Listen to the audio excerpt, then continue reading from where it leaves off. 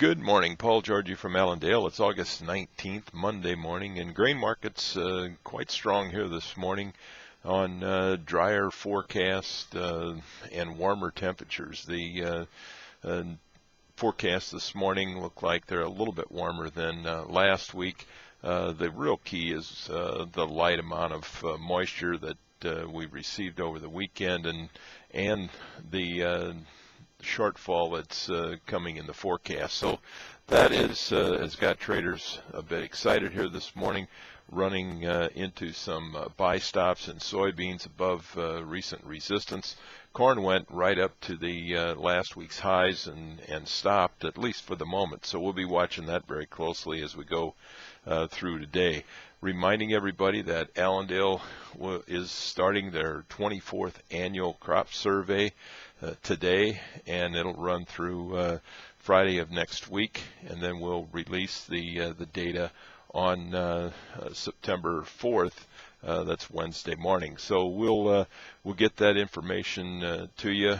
We need your help though, getting the survey data, and you know your farm better than anybody else. So you can go right to our website, log in, and give us the data there, or just give us a call. We'll be happy to take the information. Other news today, we've got the crop ratings report out this afternoon. Most of the trades looking for anywhere from 2 to 3% decline in the good to excellent conditions for both corn and soybeans, but that is not that unusual. Historically, we trend lower in the good to excellent conditions as we get closer to harvest. Another thing we've got going today is the Pro Farmer Crop Tour.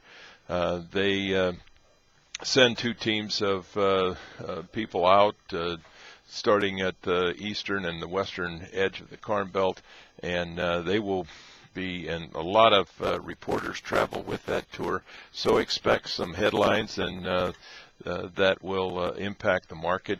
Headline traders should have a field day this week, as they will see some pictures and comparisons of ear length and so forth that'll be coming out of this tour. So expect some volatility as we move through the week and when they give their results on Friday morning.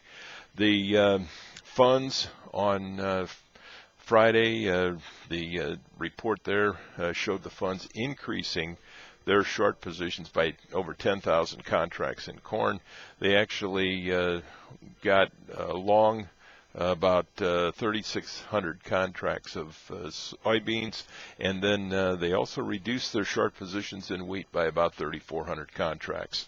The Chinese buying of soybeans continues, as we've seen on Friday. Keeping basis very strong here in the U.S. Corn basis and soybean basis continue to strengthen due to tight supplies, lack of farmer selling, and lack of the maturity of this crop, where farmers can actually see that they will have grain to harvest, and that's providing some strength in basis. However, soybean meal basis continues to slide down another $5 on Friday. In the livestock trade, we had cash cattle trade in the south at 123 on Friday, very late, and cutout values continue to firm up. Choice up 109, select up 68 cents. The feeder cattle index at the Mercantile Exchange was up 150, or at 152.36. Pork cutout values were also higher on Friday, up $1.03. Cash markets, however, in the hogs showing some weakness late last week. We are in a time frame here where we should see larger supplies of hogs come to market, and we're also we should see a slowdown in demand as we get through with the Labor Day holiday, the last official day of cookout season. So we'll be monitoring that very closely. Other things that we've got to look forward to in the calendar this week, we've got the FOMC meeting. That'll be on Wednesday. We'll get the minutes of that meeting at 1 o'clock. We've got the Jackson Hole meeting for the Fed.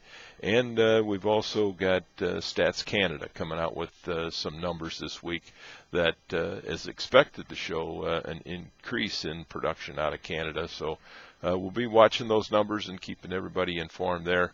If you got any questions, don't hesitate to give us a call at 800-262-7538. We wish everybody a very successful trading day, and I'll talk to you tomorrow morning.